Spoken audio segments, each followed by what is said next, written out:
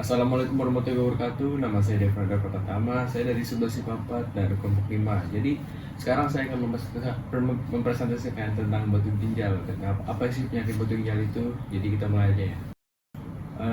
Sebagai pendahuluan, penyakit batu ginjal atau nefroliatisis adalah pembentukan materi keras yang seperti batu berasal dari mineral dan garam di dalam ginjal.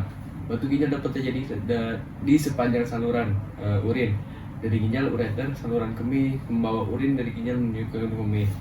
Jadi kandung kemih serta uretra, saluran kemih yang membawa urin ke luar tubuh.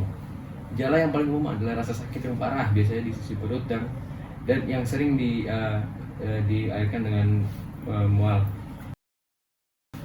Jadi orang-orang bakal mengalami area nyeri di bagian belakang tubuh, bisa jenis-jenis nyeri bisa parah, bisa tajam dan tiba-tiba ada di perut. Kadang nyeri dapat terjadi saat buang air kecil, gastrointestinal mual atau muntah, kencing darah dalam urin atau sering buang air kecil, juga umum berkeringat.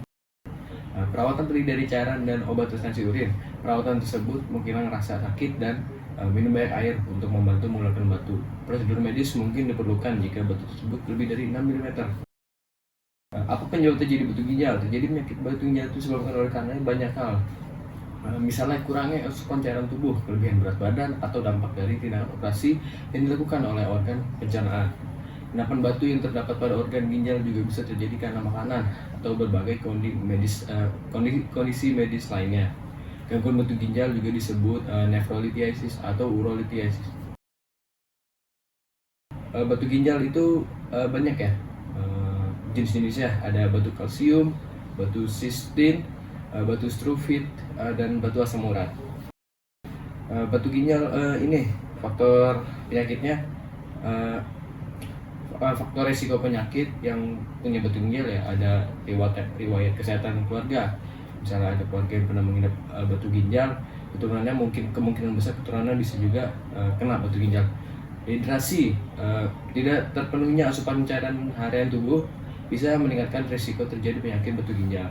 Menjalani diet tertentu, mengkonsumsi makanan dengan kadar protein garam yang tinggi misalnya bisa juga mengakibatkan batu ginjal. Obesitas, tingginya indeks massa tubuh, penambahan berat badan dan ukuran pinggang yang membesar dikaitkan dengan risiko terjadinya penyakit batu ginjal, dan juga masalah kesehatan pada sistem pencernaan. Diagnosis penyakit batu ginjal ada pemeriksaan darah, pemeriksaan urin, pencitraan atau pemindaian yang menunjukkan keberadaan batu ginjal dalam saluran kandung kemih ada di mana. Lalu analisis batu ginjal yang berhasil keluar.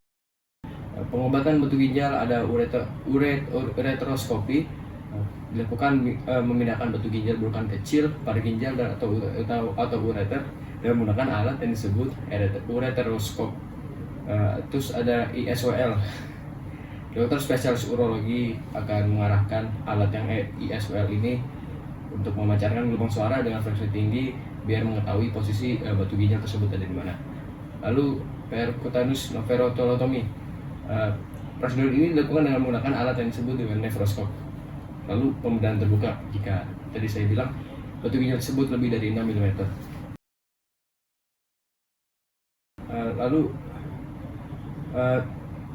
pertanyaan dari Bapak, jelaskan patofisiologi bagaimana proses pengendapan senyawa kalsium dan asam urat dapat membentuk batu ginjal. Jadi batu ginjal itu dapat terbentuk ketika urin seorang mengandung lebih banyak zat pembentuk kristal seperti kalsium, oksilat, dan asam urat. Kandungan tersebut lebih dari banyak dibandingkan zat yang dilakukan oleh cairan pada urin di saat yang bersamaan. Urin mungkin kekurangan zat yang mencegah kristal saling menempel dan menciptakan faktor yang tepat sehingga batu ginjal dapat terbentuk. Maka dari itu, jika kristal cukup kecil untuk dikeluarkan dari tubuh dan urin yang ada cukup encer, tingkat kejenuhan dapat dihindari.